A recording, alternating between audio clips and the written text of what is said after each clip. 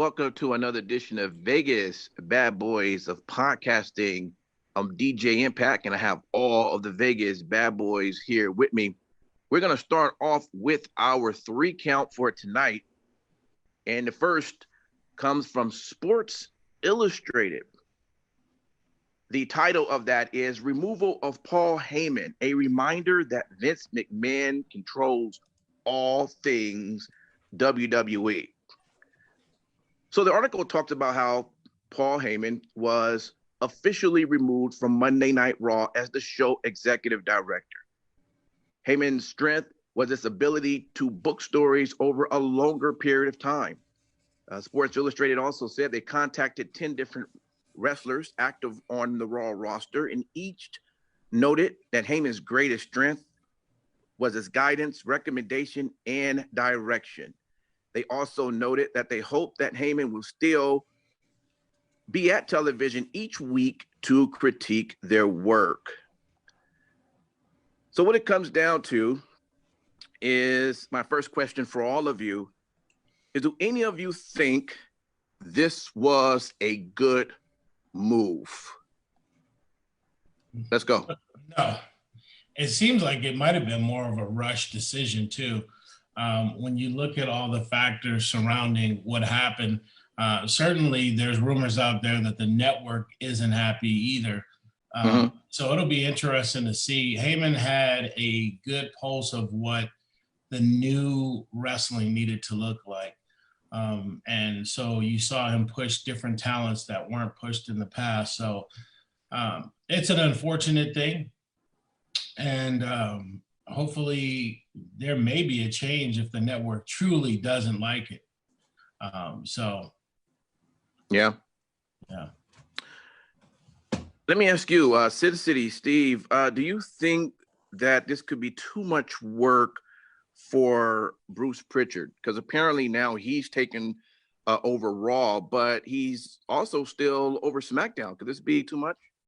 Well, I think that more than anything, what we're going to see is, it wouldn't surprise me if there was even more parity to the stories from show to show.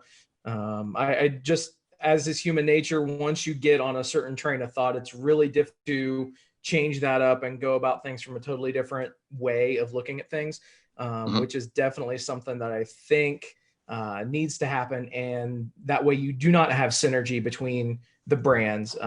You don't want to tune in on Monday and see basically the same show that you saw on Friday and vice versa. It's the two brands cannot mix whatsoever. They cannot, the themes and the angles, the storylines cannot be the same between the two shows. I think until we see that, then we'll be fine. But the moment that we start to see that is when we all know that it's going to go down very quickly. Yeah. Simon Street, the article speaks that Heyman's role that lasted for nearly a year was doomed when the XFL shattered and filed for bankruptcy, freeing McMahon to focus entirely on WWE. So was Vince McMahon just bored, or was he just trying to show his power? I mean, what's your take on that? I don't think he was bored or anything like that, but I think obviously when one door temporarily closes or permanently closes, you focus your attention on your other investments. And obviously, it's no surprise that, the WWE is always been the prize that Vince McMahon holds dear to. So why would he not focus all of his attention back on, what he knows best? And I think that's why you're going to start seeing a lot of those types of changes that we're kind of seeing now. Okay. Well, let me ask you, Matt Michaels. Sports Illustrated say that the timing is smart, as there will be short-term rating gains that McMahon can champion to his investors.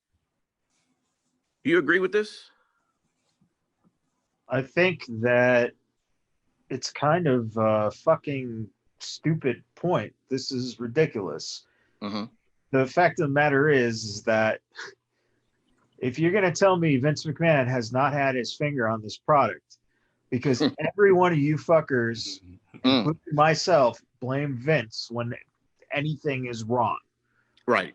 So he's had his finger on this thing the whole time. It's just a matter of for whatever reason, he feels comfortable putting it all on Bruce. I essentially think that he wants to put Bruce in the grave. Yeah. Basically, yeah. He's already had 2 heart attacks. You know, you're trusting on a guy who is getting up there in age in terms of already having physical problems. Yeah. So not to put it all on him, which, you know, okay, the reason he's doing that is because Bruce is probably one of the only guys who will pick up the phone at fucking 3 o'clock in the morning. You know, and Yeah. I don't know if, you know, did Heyman do that? I don't know. The reporting also comes from Meltzer. So is that, can we trust it? I don't know. Steve, what does Uncle Dave have to say lately to you? Hey man, we'll see. We'll see how everything unfolds. So I mean, obviously we only see surface level.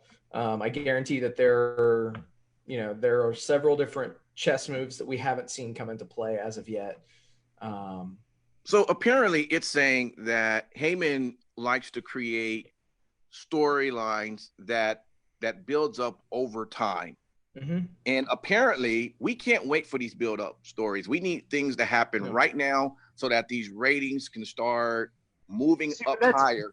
But that's the whole problem. Every time we've talked about the WWE product, what do we always say? Oh, they need better storyline time. They need a bigger buildup, a longer length, you know, stories that are coherent like that. Yep. That's what it takes. I actually don't mind it. I actually like it like that. Yeah. Because that's what I was just about to ask you is who's we? Every one of you guys. Fast? Me, I never said I needed that shit fast.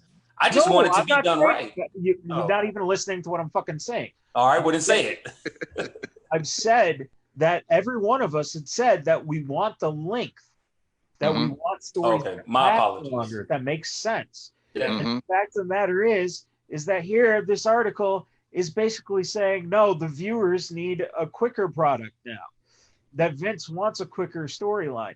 Well, yeah, no shit. Vince wants a quicker storyline. He's been doing that now for fucking 15 years. So what the fuck is the, I mean, listen, but Bischoff didn't work, right? Mm-hmm. Yeah. It's not the fans. It's Vince.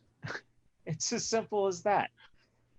So will the quicker storylines result in people going, oh, let me turn and see what Raw's doing? That's what we've been getting. Mm-hmm. You can say that Paul Heyman likes the longer storylines, which is probably true. You saw ECW, you know, they didn't crash book. But the fact of the matter is even in charge, they weren't doing longer storylines. Mm-hmm. Can any of you guys say that you noticed the fucking change between, you know, anyone between Heyman and Bischoff and Pritchard all being there at the same time? There hasn't been a fucking change. No.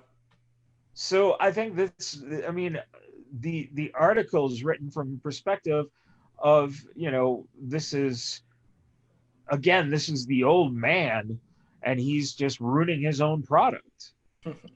And that's a popular opinion, that he wants to just bury it before he's done.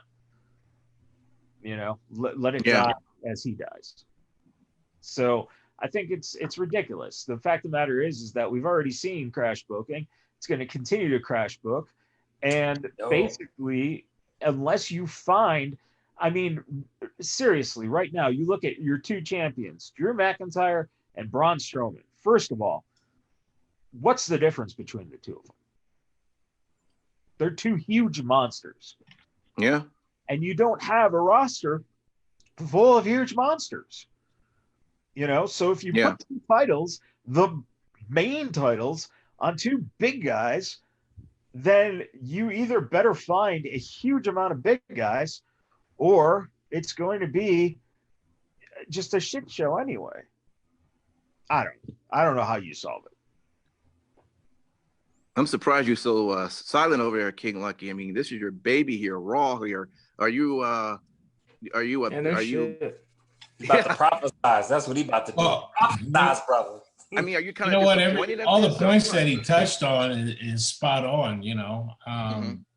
You look at McMahon, and I don't know if it's he wants to bury it before he goes out, but I just think he's so out of touch, and he is stuck in an old way of thinking, and it's tough for him to get past that because you look at some of the guys that they've promoted now, and they did that based on somebody else's opinions and not necessarily his, but he always circles back to the same thing that he's comfortable with. So, Yeah. in me, it's important that we always say it once, unfortunately, he's maybe gone or stepped aside. There you go. Then All of that. things won't change until then. So I think, ultimately, who gets the book after he steps away, I think it should be Triple H, because you looked at last week's show versus, maybe this week, and we'll talk about that later. Did you just attempt to fantasy book the death of Vince McMahon? I told you, prophesizing. Prophesizing. No, I mean, man. I'm just saying, like, Listen, he's you done do a you, lot all of right? You do great- you. He's done a lot of great for the business, right? You wouldn't have a business if it wasn't for, him bringing it Exactly. to where it's at now. So I truly respect and honor and love him for that. But, after the Attitude Era, this has been a consistent problem. Ruthless Aggression got a little bit better, but the lack of stars and the inability rather to build stars has really hurt them. Which has really been self-inflicted, though, because Yeah. the period after the Attitude Era, the only real stars that they built, Cena and Orton, Basically. Yeah. and now Reigns. But who knows how that's going to unfold? But You forgot about it's you forgot about completely Lesnar, self-inflicted, too. brother. Lesnar too. So they created it was Cena, Lesnar, Batista, and Orton. The four guys who came up together Mm-hmm. are the guys that they solidified on top of the card, and Triple H Right. and Hunter. So you have five people basically intermixing for the longest time. But at the same time, for those of you who like to bring up the Attitude Era, Stone Cold and The Rock, right? Taker. Yeah. Yeah, but Taker is okay. Taker's hard because he's universal, right? He spans across 30 years. What about Triple So- H? Well, that's it. Triple H was building during the Attitude Era, Yeah. but he wasn't top tier yet. I think one thing why a lot of people look back on the Attitude Era so fondly, for better or for worse, was because almost every single person on that roster had a storyline going in some way, shape, or form. And obviously there are a few exceptions, but for the most part, everyone had, some sort of a storyline. They were engaged somehow in some way with the audience, and vice versa. It would also, to kind of piggyback on that too, I mean, it was more of versatility of their origin stories. It wasn't cookie cutter, which I feel sometimes the product we have now is like cookie cutter feeding us with a goddamn spoon, and we just tired of it. You have to compare. You're saying cookie cutter, but at the same time, the Attitude Era was basically cookie cutter, but at the same time, it was cookie cutter using a porn star. It was cookie cutter using hot lesbian action. You know what I'm saying? It was totally geared towards adult audiences. I can't see your hands, DJ. Especially with those noises he's making. Hands check. He's going Otis over there. Do we need to get you another box of tissue? Are you pulling your tucky there? Hold on, His real tissue- quick. Everybody, hands up. His tissue budget is not coming out of the show's budget. I'll tell you that. All right, guys, let's jump. Put your hands up, Impact. Put your hands up. Oh, I can't see. I can't see one. Whatever. Anyway, they're well moisturized now. Our second count tonight. You know what? Semen acts as a blocker. So because you had it on your hand, that's why we couldn't see that hand. Guys, look. Now, when you said semen was a blocker, I thought of a different blocker. Shame to each and every one of you. I shame each one of you. Now let's get to the. Just wash your hands first. Just wash your hands first. Sorry to disappoint, Dad. From essentiallysports.com. It's titled. What kind of a fucking source is this, by the way? Forbes.com. An important source. They are an important source. So we're going to see. You know why? Clearly they're essential. You are beating them up because you already know where this story is going, and you're such a AEW mark. You already have things you want to say. So just get. He just labeled you, man. Oh, I'm sorry. All right. I apologize. I'm supposed to be non-biased on this. I'm sorry. Yeah, I know. But that's been the running joke for 100 and some episodes now. Guys, please, we cannot in this country in this day and time have company on company violence. Okay, can't we, AEW and WWE people just get along? By the way, I like AEW too. Let me get to the story, please. Essentiallysports.com. All right, it's titled "How Could You Mess Up Jake Hager? Chris Jericho Takes a Dig at WWE." So apparently he sat down with Adam Wilburn of What Culture and talked about his career. So I'm just going to read you a few quotes of what Jericho was saying on this show, and then we'll talk about it. "I didn't anticipate it would get so big so quickly. I knew we had a chance to become a huge entity in pro wrestling. I knew Matt Michaels was going to go off on that one, but that's the Jericho's quote. It all happened basically in a few months. I just like being able to tell stories like, wow, we have total freedom in AEW to entertain and give people a viable option and alternative to WWE." He also says that, are we competing to WWE? Of course, by proxy, but we don't think of it that way. We're just doing our thing and we want to give an alternative, something different in what wrestling is supposed to be. And in our worlds, it's letting the artists, be as creative as you can, and let's do it. He also talks about a time, and he goes, "I did something last night. I came up with at 6 o'clock at night. The show starts at 8, and in WWE, there's no way that could happen. It will have to go through 10 heads of stage to get approval and blah, blah, blah. So when I had an idea, I told Tony Khan my idea, and 10 minutes later, we're doing it. That's what being creative is all about. There's no time limit on being creative." And lastly, he spoke of, so for me, AEW has been very liberating and it's reinvigorating my love for wrestling. Look at Moxley now compared to what he was in WWE. It's a different guy, not the same. Look at Brody Lee. They wouldn't even put him on TV. Now he's headlining pay-per-views and kicking ass while he's doing it. Oh, come on, Steve. Stop shaking your head. That's bullshit. He says, "Where's the lie? I always knew that Jake Hager could do what Jake Hager could do, and they didn't let him do that in WWE. And now he's our killer. He's burying the shit out of everybody.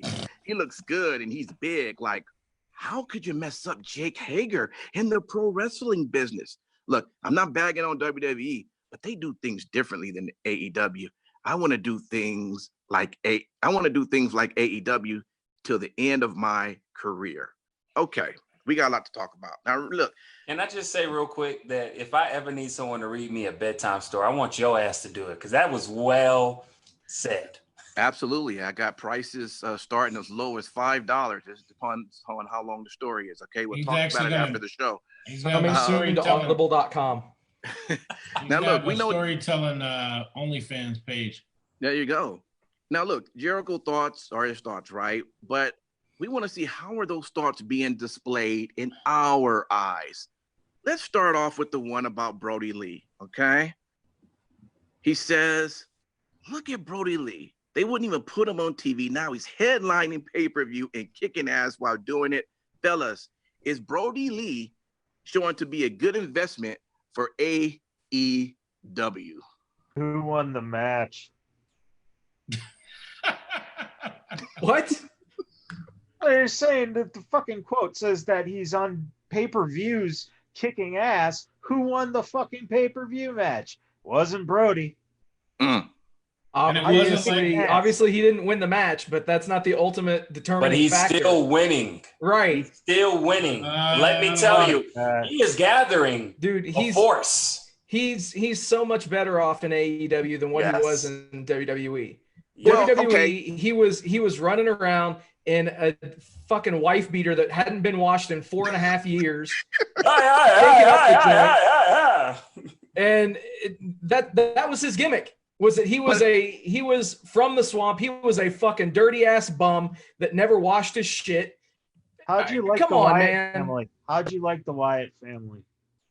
Huh? I love the Wyatt family. You love the Wyatt family? I love the cult aspect of the Wyatt family.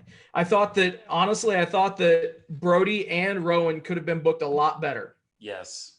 A lot better. And not called the fucking Bludgeon Brothers. Well, I mean, even if that's part of a repackaging, I mean, that ultimately Vince did not know, and Vince and company did not know what to do with Brody Lee. That's plain to see from what he's been doing. Now, I'm not saying that he's the greatest or anything crazy, but he is exponentially better in AEW thus far than what they let him be in WWE. Is that because he's copying Vince McMahon?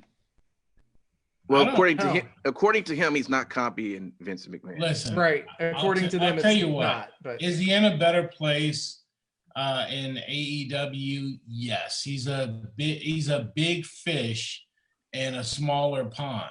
Okay, but to me, I mean, he's not. Until we see more out of what they're doing here, he debuted, and we talked about it at length, that the Dark Order storyline has been kind of whatever since he debuted, right? But, it's still early on, but I do like what Chris Jericho said there about the creativity and how they can go and pitch an idea and, I think. We'll jump over into that. We're talking specifically about Brody Lee right now. We're gonna talk about his thoughts and see if we agree with that. Yeah. So let's jump over now to Jake Hager. Okay. I mean, look, he says, and look, WWE, they didn't know what to do with him, and now he's our killer. Okay. He's bearing the shit out of everybody. He looks good and he's big. Like, how could you mess up Jake Hager in pro wrestling business? Okay, fellas, here we go. Is Jake Hager showing to be their killer? Is he a good investment so far since he's been a part? Let's go. Yet to be determined. Because at the end of the day, I agree with the sentiment of what he was saying, that WWE did not know how to book Hager in his later parts of his career in WWE. They just fell short, didn't know what the fuck to do with him. They hooked him up with all types of different things. But right now, he seems to be on a course with AEW. Well, look, there were people that was crossing the borders. You know what? Yeah, but at the end of the day, it was weak sauce as fuck. Plain and simple. Okay. It was, and if you probably ask him himself, he'll tell you he wasn't thrilled about it toward the end of his career with WWE. With AEW, so far so good. I like the way that they are building him up. I like now that they have him to where, if I may say, he's going to be going towards, grabbing the title now. I think it's good. I like seeing him in this way. That's just my opinion. Michael's look like his eyes about to roll in the back of his fucking head, but it is what it is. You know what I mean? It is what it is. I mean, do you see him enough on TV to get the idea of him being a killer? I would say maybe a killer in a Disney movie. at this point. I haven't seen him be a killer yet. I've seen some other people on AEW be a killer. I mean, I've seen Wardlow fight more than him. And to me, Hager, Wardlow would be a killer. He's a killer. Wardlow looked like somebody will choke you out with some string and shit out of a closet. But again, that goes back to what I'm saying about what Jericho was saying, okay, about Jake. You know, he's telling us in the course these are his feelings, and he should sell AEW this week. Okay, but you have to realize it's Jericho saying. That's how Jericho talks. Mm-hmm. If Jericho was talking about that Impact, let me tell you right now, that guy right there, he looks quiet, but I tell you right now, he will come out of the shadows of his Vegas Bad Boys emblem and kill you. That's how Jericho is. If you hear him on commentary on AEW, that's how he is. He's excited. Jericho is a master of hyperbole. Exactly. He's a master of hyperbole. So well, Hager so far, I'm not convinced. You know, he hasn't done anything that has sold me. Like, even if they came back, and I see Steve on the side, but even if they come back to live audiences, like, huh? It all depends on who the matchup is, though. I really think it all depends on who the matchup is. I'm excited for what they showed us on Wednesday. I'm not going to give it away, but I'm saying I thought it was really cool because I could see that be a hot match. Until he surpasses the success that he had in WWE, that's yeah. He gonna surpass that in a year. Yeah, they totally shit on him, bro. In fact, to be real with you, the career he had. Hold on, let me finish. The career that he had in WWE was fire at the start, and then they shit on him towards the end. So that's what I'm saying. The apex of his popularity. What the fuck are you talking about? First of all. Wow, what a Jericho impersonation. Wow. Okay, his career was never fucking fire. All right? I thought it was cool when he first came. He was awful, and he's been awful the whole time. Guy can't speak a lick on the fucking microphone. He had a lisp problem. I think he got that fixed. No. Oh, no. First of all, we're not against people with the tap of his So, real quick, how that word is just really fucked up to begin with. Lisp. Why is that? The pronunciation of it. I'm sorry. I would try to be more sensitive and not use that word. Speech impediment. I tried. I'm sorry. I mean, the way you said it was like I crossed the line, like I violated and shit. I'm like, I'm sorry. Anybody want to make any more points about Hager before I jump into Chris Jericho's other feelings? He has legitimacy because of his MMA exploits, however good or however bad they be. So I see you already talking shit over there, Michaels. But just as much as CM Punk has legitimacy. Hager has won. Hager has won a professional fight, which is more than can be said for CM Punk. Wow. And he actually looked good in his match. He didn't look like shit. Just not real. Then Hager go back to MMA. Let me ask you this. That sounds real personal. Could you? Let's say Jericho got an injury and, had to step aside or be off for extended amount of TV. Could you see him as the leader of the Inner Circle? Hager? Yeah. No, I can still see him draw money as the enforcer. I can see him as an enforcer. Yeah, he is playing the role that he really should play in that stable. He needs to be the silent enforcer until he actually has to get on the mic and then makes an ass out of himself. Yeah. Like the thing a couple of weeks ago when he read the poem and he fucking, fucking botched that shit. See, this is the problem. The fact of the matter is that you have a company, right, that has their top guys are actually office guys, right? Those are your CEOs and whatever. Executives. There you go. And then you're looking at your wrestlers outside of Jericho and Moxley.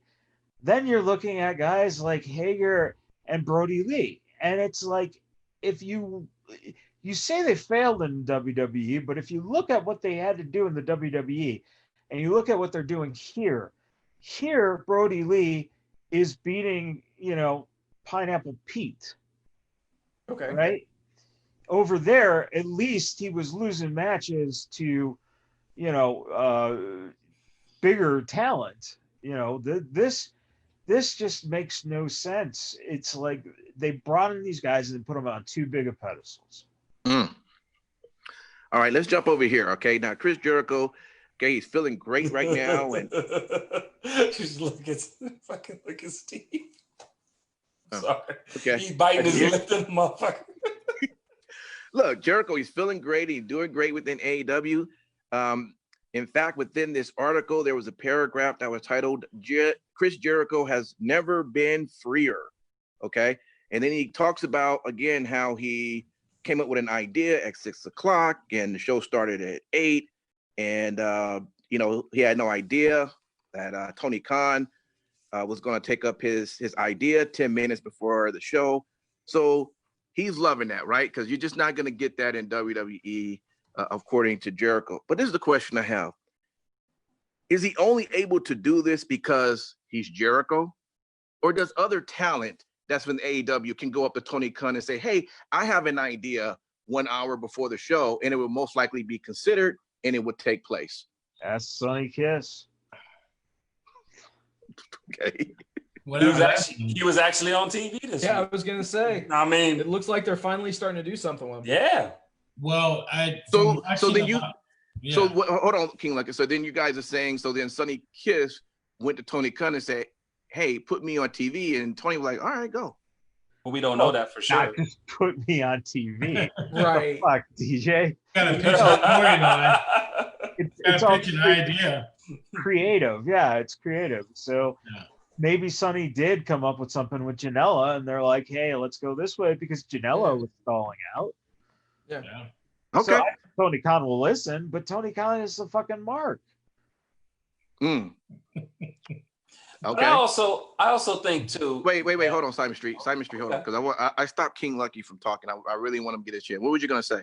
Well, I was gonna say that I've watched a lot of interviews with talent and stuff like that, and they talk about how he's open to letting people pitch ideas and things like that, and they'll run with it and see what happens. So, it's all still very new. So that's the reason why they can do that, even though he has a great wrestling mind and he knows all these dates and matches and stuff like that.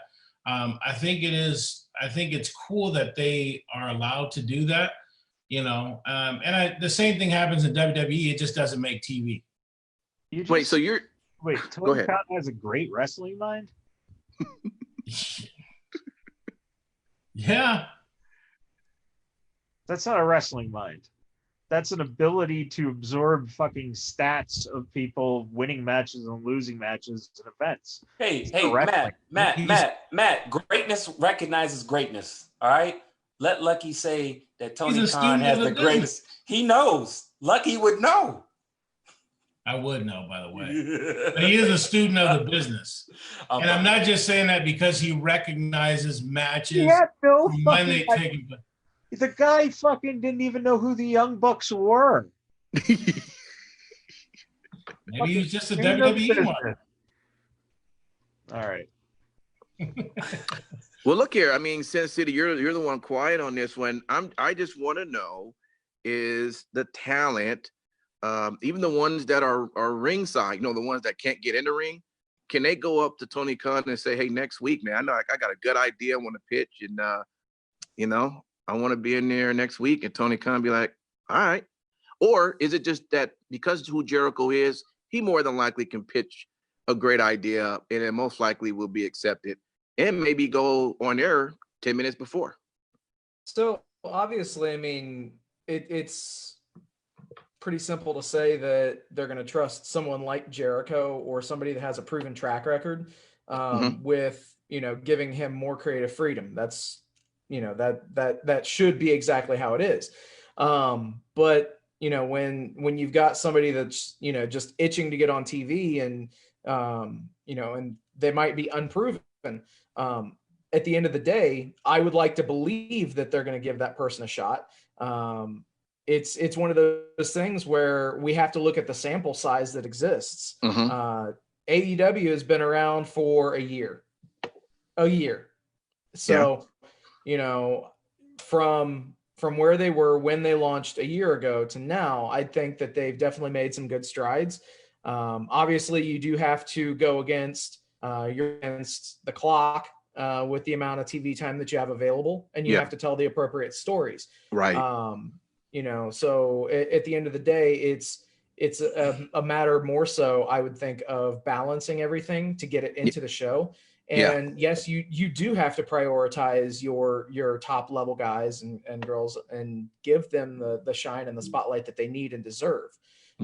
But I would, to bottom line answer your question, I firmly believe, based on everything that we've been told by the people on the roster, that Tony Khan is available and willing to listen for feedback and trying to get people on the show. All right. Well, I think that's cool. And there were a couple of talents recently that did pitch him, and the idea must have went through. It's Chris Stratlander and Britt Baker. They pitched this whole thing about, hey, if we blow out our ACLs. I knew you were going there. It worked. I knew you were going there. Ouch. And even still, when you started and you just launched into it, oh, fuck. Man. Oh, boy. Just kind of That's why we tore it up. That's why we love Matt Michaels. All right. We're going to go into our third count tonight, fellas. From BleacherReport.com. Oh. Yeah. You guys know that one. Big source. It's titled Lessons Vince McMahon, WWE, and Tony Khan, AEW, can learn from each other. And they start off by saying one of the perks of WWE and All Elite Wrestling being in competition with each other means both sides can reap the benefits of learning from others' mistakes while capitalizing on strategies that prove fruitful for the opposition. WWE is the veteran promotion of the two, but even old dogs should learn new tricks to stay relevant. Similarly, AEW is the fresh, exciting product, but it must acknowledge its rookie status and be wary that youth doesn't always trump experience. Assuming Vince McMahon and Tony Khan are keeping an open mind to all of this, let's look at the lessons they can learn from watching each other within the world of sports entertainment. So, guys, I'm just going to go. There were 6 of them that was mentioned. And then you guys can kind of say, is this something that they can learn from one another, or neither one of them are doing it right? Or as far as you're concerned, they're both doing it right, or whatever's going on, okay? The first one is athleticism versus psychology. And the main point of that is that it's about moderation and finding a mix between sports and entertainment, story and action. There's no need for an hour-long kickoff of a WWE show that has 10 minutes of wrestling, nor should AEW program feel like it's just a collection of stunts with no depth. All right. What's your take on that? This is a good point. They both can learn something from each other, okay? What do you guys think? I'm going to start over with you, King Lucky. I think, and these are big articles. I hope you guys did your homework. Yeah. Go ahead, King Lucky. It's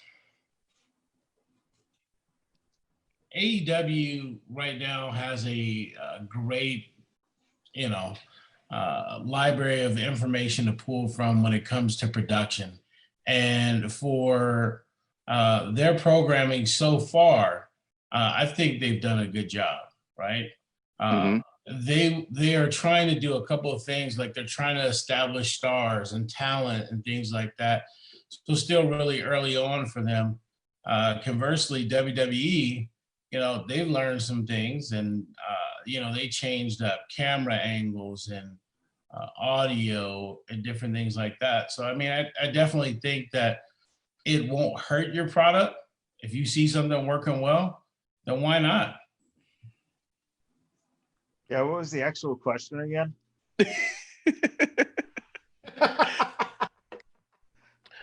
So bottom line, they're starting off with the first one, athleticism versus psychology, right?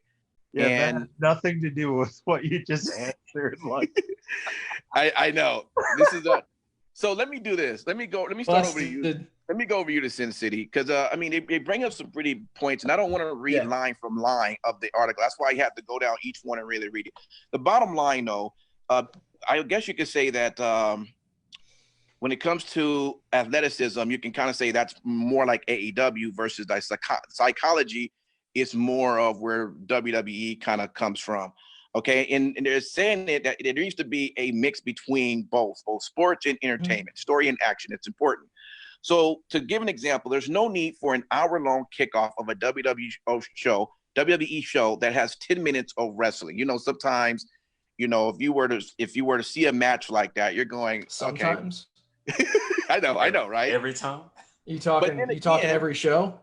But nor should an AEW program feel like it's just a collection of stunts and no depth. So it goes long and it's just doing all these kicks. And so what can they both sort of learn from each other if you think there should be learning, period?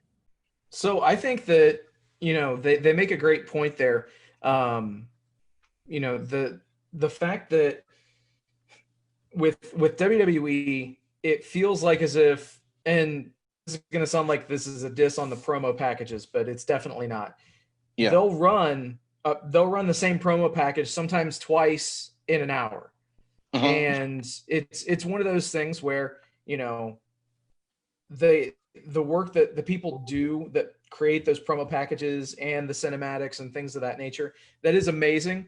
But at the end of the day, they're selling everything leading up to the match. Which obviously is meant to get people emotionally invested. Completely understand that. And I'm not definitely not saying that they have really much to worry about. Really, when it comes down to it, show length tends to be an issue. We all know that, you know, that I complain about the 3-hour Raws nonstop. And I know that, you know, people like Matt Michaels are probably fed up with me talking about that.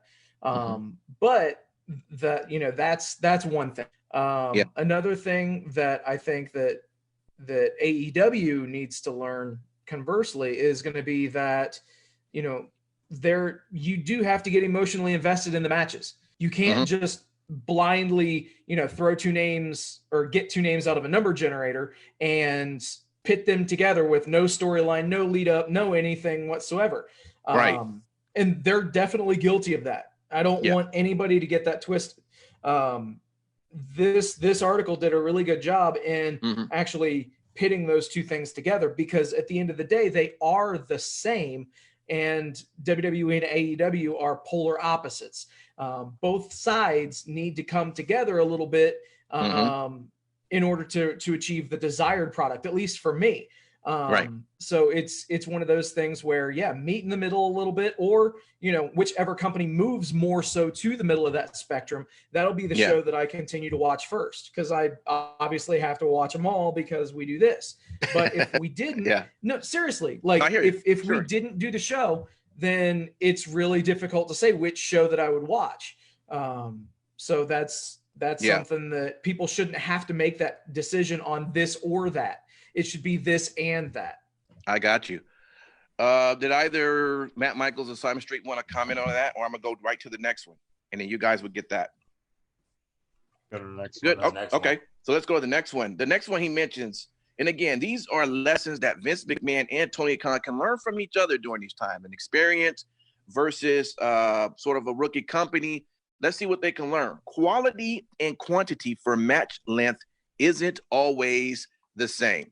So what it breaks down, the most important matches with the best in-ring performers should be given plenty of time. Quick fights should be used for shock value or to put over someone strong, okay? Quality and quantity don't mean the same thing.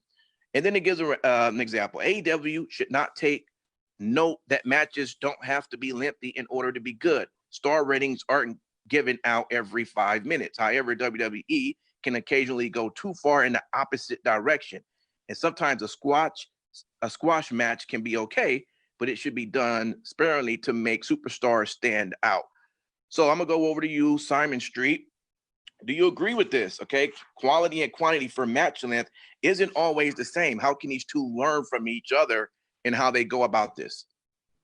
I mean, it definitely is a very true statement. I mean, just with anything, you're always going to want to balance out, quantity over quality, or vice versa, however you want to put it.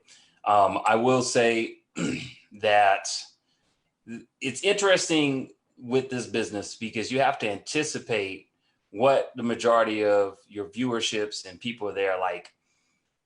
What is their style? What do they prefer? Do they like a long drawn out match, and have quality, or are they simply someone that just did, they love squash matches? They're not really invested in the story, because I mean, a lot of times when I talk to different wrestling fans, it's almost 50-50 sometimes, to be honest with you. There's some people who really care about the quality.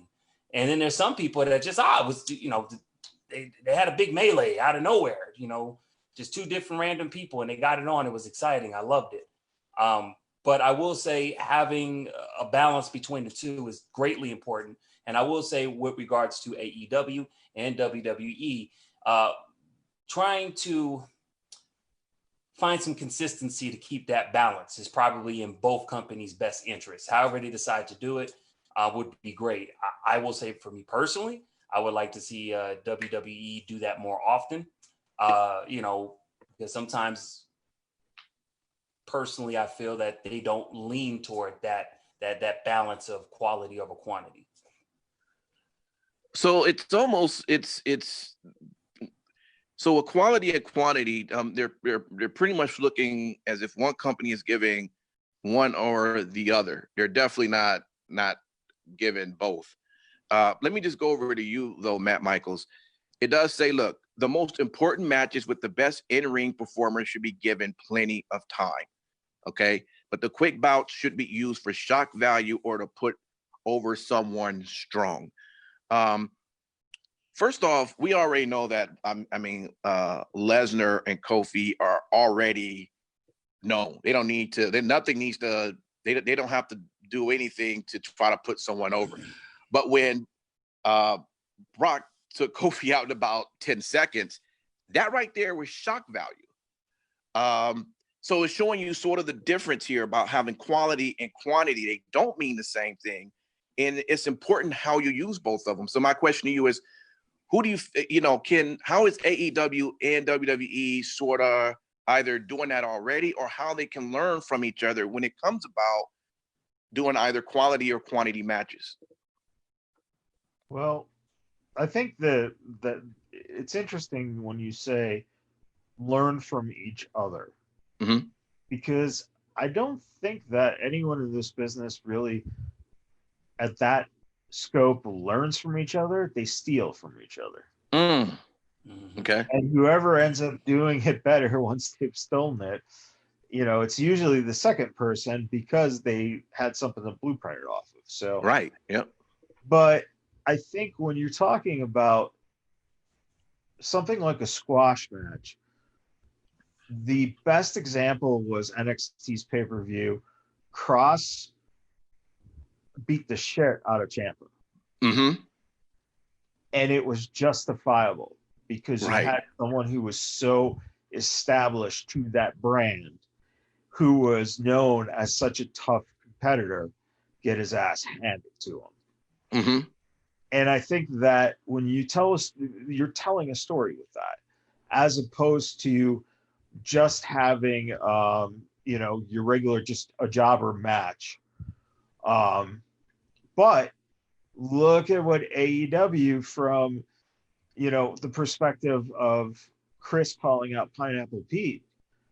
Pineapple Pete gets a match against Jericho. And of course it's going to be a squash match. Yeah. But you've just made someone a household name. Right. By just calling him Pineapple Pete.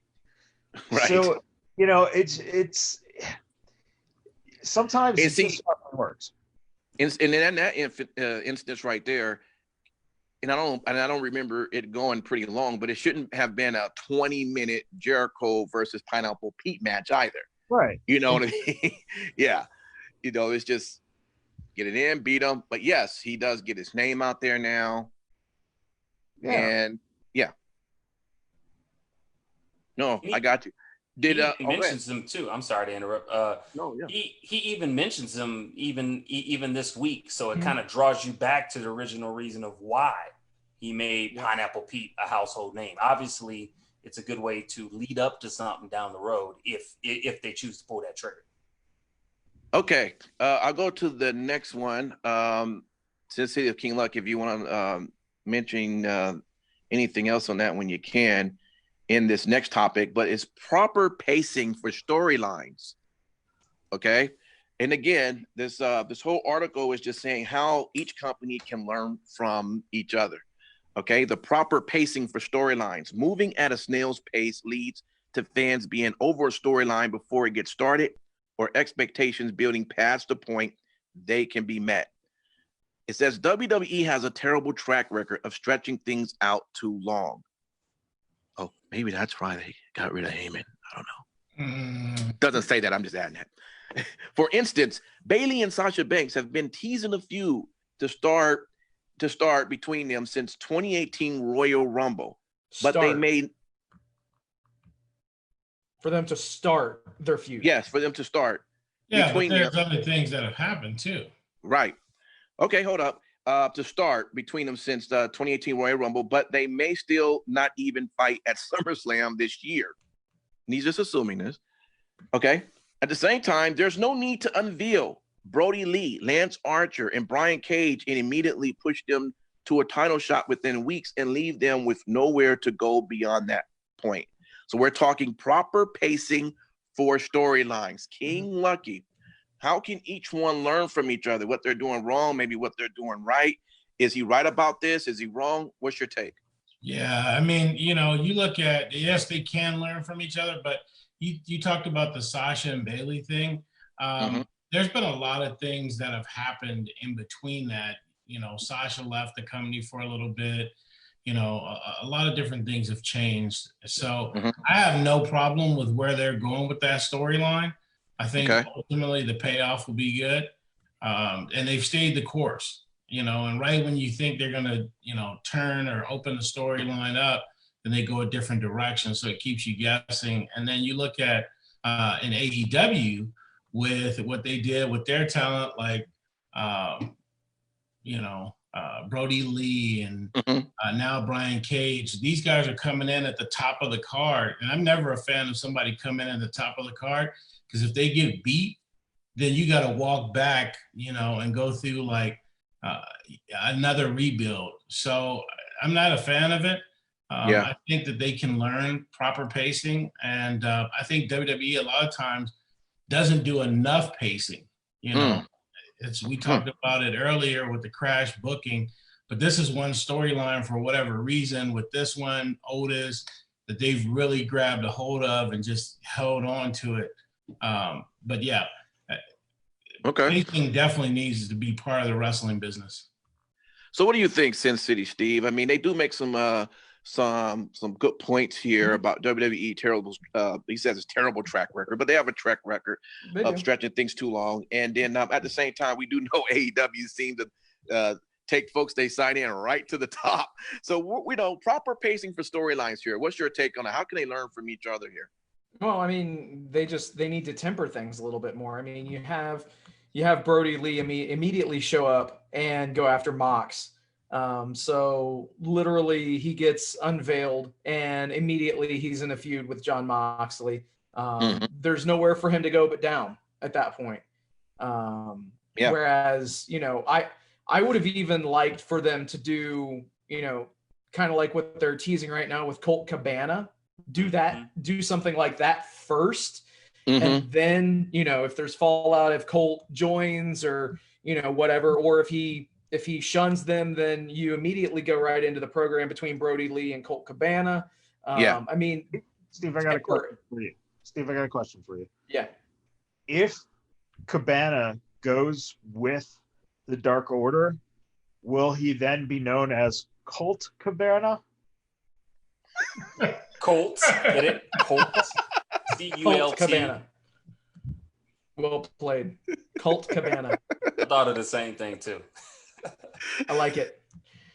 But yeah, they could definitely temper things. I mean, realistically, at this point,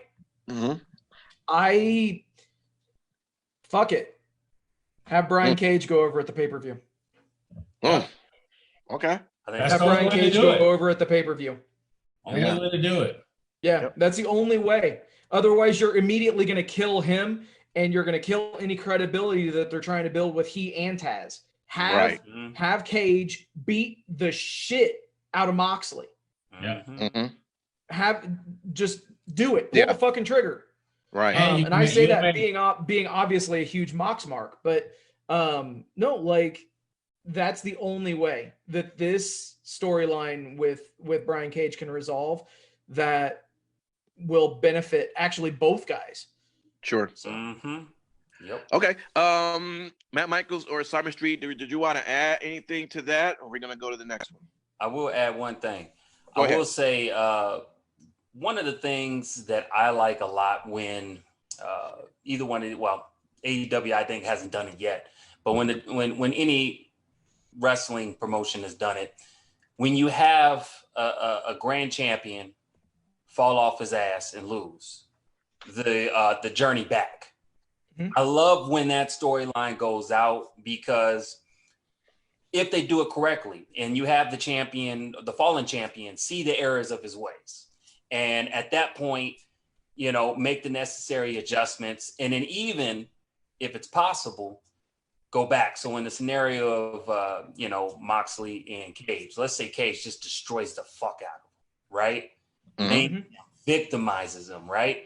Yeah. And then you have Moxley go into this angry depression type of thing for a second, get over it and rebuild, restructure, you know what I mean? And then go back and be able to get back at Cage, whether it be for a title shot or whatnot. I think that would be a fantastic story. I think it would be great. I like when other promotions have done it. I think it'd be really good. And it shows more of a dimension to that character, because everybody knows you have a person when they come into the business, they have their established character, they have them in the aspect of being a champion. And then you have them, if they lose the championship, what are they going to do afterwards? And I've seen a lot of people fall short, especially WWE has fallen short real bad to where someone loses the title and they just kind of fade into black. So yeah, that's all I want to add to that. Okay. So I'm going to send over to Matt Michaels, and then it'll be back over to you, Simon Street. The next one is creating characters and cutting promos. Now, for a storyline to be awesome, it needs to be great writing and interesting characters. Every part of the process needs to be in sync. AEW can use more creative guidance for each performer, but nowhere near the tight shackles WWE needs to loosen up. So when someone in AEW isn't natural on the mic, it shows just as much as when WWE has someone spitting out lines that they don't believe in. The same goes for gimmicks. At one point, AEW had far too many stables that tried to be a dark and edgy cult-like entity. Eventually, the Nightmare Collective had to go, and it just wasn't working. In the WWE, they avoids that problem by making sure ideas don't overlap, and it doesn't saddle everyone with great gimmicks to avoid blandness either. So, Matt Michaels, creating characters and cutting promos. How would you say this is being shown between both companies? And is there any way one can learn from the other?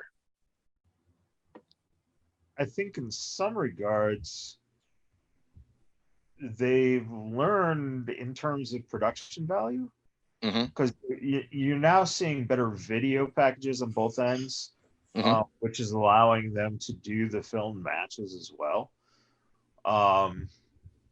But I mean, listen, it's always been a problem. If you don't believe in the character you're portraying, it's going to suck. Yeah. Plain and simple. Yeah. And you're put in a position, AEW has more freedom because most of these guys are coming in and they're giving them the okay. What would you do if you're Vince McMahon and you show him a tape of Orange Cassidy? I think Vince would probably love it, not get it at all, and hate it, but still love it, but still not really understand it. I think that AEW has a freedom that WWE doesn't have, and that's Vince's control. Yeah. But at the same time, WWE has a track record of establishing characters. Mm-hmm. And what is a character has changed drastically too. You see it with you got Daniel Bryan and AJ Styles. Mm-hmm. All they need to be is themselves, and Mm-hmm. I think that's the new way of looking at it, is they don't necessarily need a character. Yeah. At the same time, you do still have ideas being tried of characters, so you're going to see it. You're going to see it both ways. Simon Street, can one make the argument, especially with WWE, that, well, look, they have the performance center, so not only they can train well, but they also can get the practice of creating their characters and cutting promos to get better, which AEW doesn't have sort of that training facility to be able to do that. But what would be your take on when it comes to both sides? And can one learn from one of the others when it comes to creating characters and cutting promos? What do you think? I mean, definitely both sides could definitely gain to see the other side of the other side of the street per se. But what I will tell you that's pretty cool is it's kind of like with this whole article, like whole premise is basically like I look at it as the gift and the curse, with one thing that one side is able to have. So such as you said, the Performance Center with WWE, right? You have all that resource, that you can use. You can put through new talent or take back old talent, any talent, to where you can provide them with resources to be able to help them improve. Now, AEW obviously does not have those type of resources at a great scope, but at the end of the day, they do have freedom creatively. So they may be able to find some gains or resources within that. Obviously, trial by error for AEW, what works, what doesn't work. So I do think that WWE can definitely learn, if we did implement into our culture and how we ran our business, of what's a way can we make steps of maybe not being as creatively our freedom, granting creative freedom with all of our talent like AEW does. What's a way can we start incorporating that? Because then we can breathe a little bit of new life into our product, so that way we're not constantly have to utilize that source of having to go back in there. And on the flip side with AEW, maybe with the successes they have achieved so far, hopefully their plan moving forward in the future is to have something similar to the PC, to where they can develop talent that they do have, because there's a lot of gems on both sides of the track, and with that, you want to be able to set them up for success the best way you can based on what resources you have. And if you want to acclimate to be better and beat the competition, you have to start planning and putting those things in place right now, and be realistic with your goals. And I think that both companies, especially AEW knows what they have. They know what they don't have, and they're utilizing what resources that they do have. I think it's great that they constantly having, and not to say that WWE doesn't have it, but utilizing a lot of veterans to really kind of help. And you see it on camera, but you also see it probably behind camera, I'm sure. WWE has always had a long history of having that.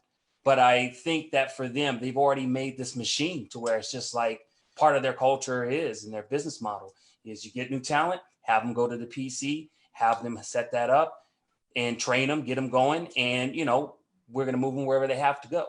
So, I mean, and furthermore, I think both sides can greatly learn a great deal from each other's perspectives. And how they operate their business. Well, yeah, absolutely. I mean, it does say AEW could use more creative guidance for each performer, but nowhere near the tight shackles that WWE needs to loosen up. So I think they make that point. I'm going to go to the next one, but Sin City or King Lucky, I don't want to give you that opportunity to not speak on it. Did you want to say anything, or you want to go drop to the next? I mean, Yeah, everything was pretty well articulated. Yeah, very Okay. well. And just the one thing is that WWE just needs to throw out the scripts. That's what made the promos and the characters so big back in the day. Is that they could just, they would probably give it a few points. Yeah.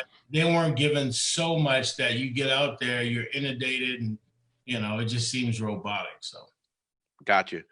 Okay, cool. So we got two more. This is going to be coming over to you, Sin City. And again, this is all of these that's mentioning in this article from Bleacher Report is just saying, hey, maybe they can learn. And we're talking WWE and AEW could kind of learn from one another, one being experienced, the other being new. Maybe we can learn something from each other.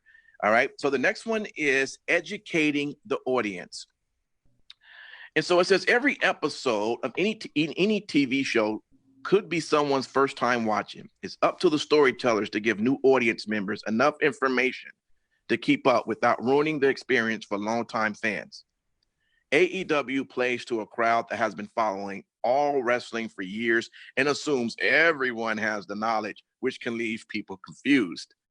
WWE, meanwhile, plays too much to the casual viewer, which can leave long-term fans feeling patronized. So Sin City, I mean, good points here. Educating the audience is important. What would you say? How can each one learn from each other, or are they doing anything right? Whether they're doing wrong? What's your take on it? So I think that ultimately there's a quote unquote AEW fan and there's a quote unquote WWE fan. And whatever camp that you fall into, completely up to you. I mean, that is generally, that is 100% personal preference. And I'm not going to, dog on anybody for only watching WWE content. Obviously I give a little bit of shit on the show, but that is, just to keep things bouncing and having fun. But absolutely. Realistically, at the end of the day, wrestling is wrestling. So the thing is, when you work with two vastly different sects of fans, you have you're going to have gaps. So I think that this article yet again hits the nail right on the head, and saying that, okay, well, AEW is like an inside joke essentially, and there are some fans that are in on the inside joke. But the thing that they tend to forget about is that there are quite a few fans that are not in on that inside joke, and that can alienate some of the people that are tuning in for the first time. I think that, what immediately comes to mind is the Dark Order. The Dark Order, when I had mentioned that, it's basically a caricature of Vince McMahon, is what Brody Lee's doing. There were a couple of people on the show that, they were in disbelief about it. So it's one of those things where, if that's what you're going to do, if you're going to play to that segment of fans, great, but bring some people up to speed a little bit more. Obviously they can't say this is Vince McMahon, blah, blah, blah, but they can, say some other things to get the point across that, hey, this is a gimmick that's based off of actual real life observations of this other individual, or not naming him, obviously, but, right. People in power and management and things like that, and strongly hint, that it is a caricature of Vince. So, but yeah, I mean, it's one of those things where this definitely hits the nail right on the head. WWE will video package it to death.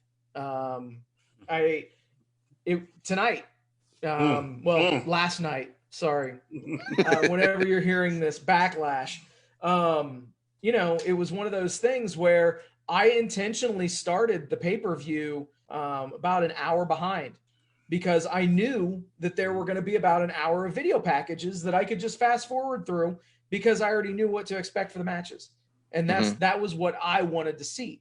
So it's one of those things. Obviously, it's the nature of the beast. Like what I've mentioned earlier, WWE, they're doing it to get people invested into the characters and into the storylines, which I get. And that's completely cool because you have to have that emotional attachment. But there's a little bit too much seemingly courting of casual fans. And at that point, you have to think about, okay, are they trying to get back casual or lapsed fans, or are they wanting to focus on the existing fans that they already have? Yeah. So you can't go both sides. So it's definitely a pickle that both companies find themselves in. I definitely think that they could learn a lot from each other. In both respects, for sure. Well, okay, King Lucky, in the same section of educating the audience, it is as Steve mentioned, it is true that WWE will show lots of videos. It even mentioned in that same article that it even jokingly says WWE must think fans have memory of a goldfish and requires recaps of everything from earlier in the same night, which is pretty funny. Yeah. But it also says that WWE does a good job of educating everyone on fresh talent. And the example they used for that was when Matt Riddle was moving to SmackDown. But maybe you could speak on this, King Lucky. I mean, when AEW brings in lesser known independent wrestlers, though, they're often spoken of as if everyone knows their history. And indie wrestling is much harder to follow. So it's forgiven if someone doesn't know a wrestler history from a small federation or promotion such as Impact, MLW, ROH, or New Japan Pro Wrestling. So would you go with this one? How can each learn from each other in this particular case? Well, I mean, Steve mentioned it earlier with WWE having the video packages. And I always say nobody does it better when it comes to presentation than WWE. So I'm actually a fan of the video packages. I don't think I need to see them, multiple times during a show to get the point across. Yeah. But to me, I like that part of the presentation. It tells a bigger story. And I think that AEW, even though there may not be a lot of footage that you could use or things like that, you could still maybe create some vignettes that would help tell a story of this talent. Yeah. Okay. Matt or Simon, anyone you want to add to that, or you want to get to your last point? For fuck's sake, let's get to the last. Well, I was going to say one thing, just only because Matt Michael said let's move to our next point. Right. No, I'll make it real quick. The one thing I want to see if y'all could chime in on it. Remember a long time ago, WWE did this a lot, as well as WCW. They had a specific freaking show that would be all of their vignettes in video packages that they had for whatever upcoming pay-per-view they would have. Now, my next thing that I would say that would be great, instead of having a dark match for AEW or having a pre-show for WWE, why don't you just have that be where you just show the shit out of all of your video packages, and that's a segue for the casual viewer, so that way they can watch it and catch up before the actual pay-per-view. It's already separated as far as WWE is concerned. I mean, does that make sense? Hold on. Let me ask. Michaels, what do you think about that logic? Are you going to be a rain cloud on my sunny day of logic? What's the next question, man? Man, if you were a fucking Care Bear, you'd be freaking what they call him? Cloudy Day Bear. What's his ass name? What's his name? I'm gonna call you Cloudy Day. All right, let me go over to you, Matt Michaels. So this is pretty much the last point that he was making in this from BleacherReport.com, and we're just seeing how both companies can learn from each other. Size is relative when it comes to the roster. Like everything else is all about balance. Not every job requires all the tools, but having 100 hammers means nothing if you're looking for a screwdriver. Ooh, look at that, man. That's something we can learn from. Okay, let's see what he's talking about, though. WWE recently went through a huge round of releases, which included dozens of superstars. Even with 10 hours of programming in the field each week, the roster was too bloated, and many wrestlers did nothing for months. With more talent at its disposal, though, the company will always have options for different circumstances. However, AEW Dark has relied almost entirely on unsigned talent to avoid the employed roster running out of fresh matches. The AEW's women divisions lack depth, particularly in losing any of Nyla Rose, Hikaru Shida, Britt Baker, or Chris Statlander would be devastating for the company. And variety extends to styles too. Only recently has AEW addressed the fact that most of its rosters was on the smaller side. And at one point, Luchasaurus was the only, quote, big man, end quote, on the team. With Brian Cage, Lance Archer, and Brody Lee now signed up, not everyone is doing the same type of wrestling. So, got to ask you, Matt Michaels here, when it comes, size is relative when it comes to the roster for both companies. How do you see which one is maybe doing better with the other with their size in their company? What were those names again? So the names at the end I named with Brian Cage, Lance Archer, and Brody Lee? No, the one about the just a little bit before in the paragraph before with a bunch of AEW names. You got Nyla Rose, Shida, Baker, and Statlander. Okay. And that was and like they were saying that if they lose any one of them, it would be devastating for their company. Really? How many did they just lose? Look like we're gonna be 2 on that list. So if I was Nyla Rose, I would be protecting myself in bubble wrap right now. This writer just fucked everyone he just mentioned. Listen, yeah. The roster's only as good as the creativity it allows you to use, right? So the fact of the matter is that people complain about the WWE because they got all these guys, but they don't use them right, blah, blah, fucking blah. The fact of the matter is each one of those people are competing against each other for a job. And yeah, they're not all going to get utilized right or what you think is right. But the truth of the matter is that I would rather have 1,000 pieces that I can continually grow, move around, reorganize, reshuffle, start brand new on certain people if you want. I'd rather have that than being limited to, here are our top 20 people in the company, 30 people in the company. Because with that, that's where you get very stale. Yeah. Even Vince, with all the talent they have, you can see when it gets real stale, it's when they're using the same people over on So. Yeah. So what do you think, Simon Street, on that, man? Size is relative when it comes to the roster. It's all depending on, I'm going to say a cliche comment, size is all based on how you use it. But beware, because some given situations, if you lacking in their size, you're going to find yourself on the short end of the stick, no pun intended. And just the tip. But, Matt Michaels said it perfectly in what regards to AEW. AEW's women division, I love women's wrestling. It is very shallow. And look at now, they're really trying to launch Penelope to put her out there, obviously adding her in. There's going to be other people they're going to try to bring some more people. Obviously, Big Swole is another person that they're trying to put in the rotation more often.